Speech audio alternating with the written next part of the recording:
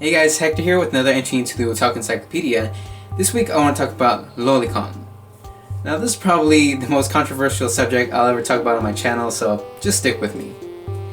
So the term is both a psychological term and a categorical term, and it refers to those who enjoy the sexualized depiction of prepubescent and pubescent female characters in anime and manga and visual novels and all that sort of stuff.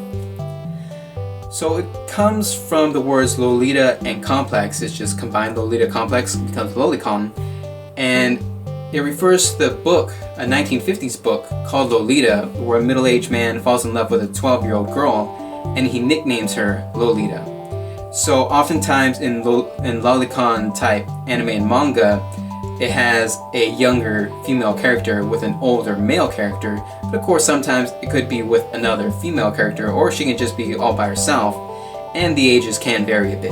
And this is different from the term moe, which I covered before, because with moe you just have a non-sexual love, a sort of brotherly love or sisterly love, and you just sort of want to protect that younger and cuter character.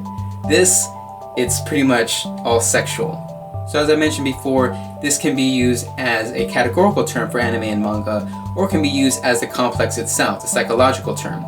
And some people might say this person has a lolicon, this person has a Lolita complex, or this person is a lolicon, like a self-identifying term. And some people also use the term loli by itself to refer to an underage female character in anime and manga. But that's sort of technically incorrect, because a lot of people just use it for any underage female character in anime and manga, but with Lolicon, it's usually the sexualized depiction of an underage female character. So saying any female character is a loli, that's kind of stretching it, in my opinion. And some anime and manga and visual novels will try and explain away the appearance of their character. Like I played a visual novel called Eden, and it had a really young looking female character, but they said she was a genetically modified human called a Felix, and she was really 100 years old. So sometimes they'll try and explain away the age and they'll just still have the style, but other times they'll just go all out.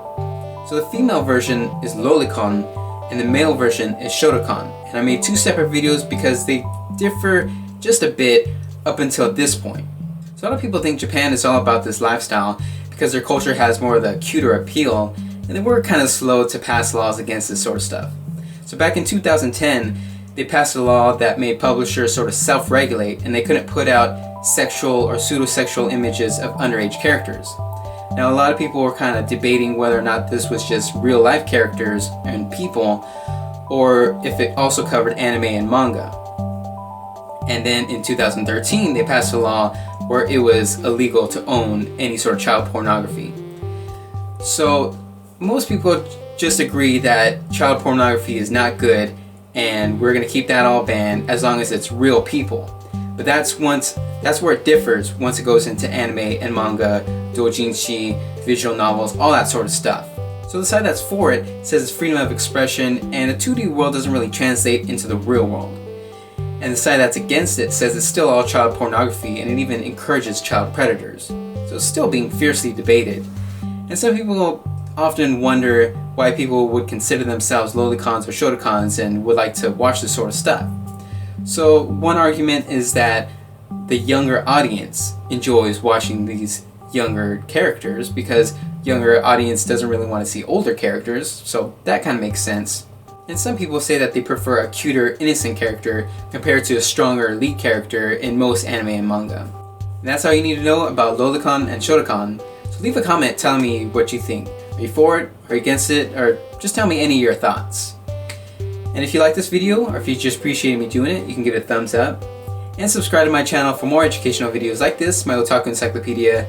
I also do vlogs, cosplay, product reviews, all sorts of stuff, all related to Japanese and otaku culture. So if you want to see any of that, definitely subscribe, because more is going to be coming in the future.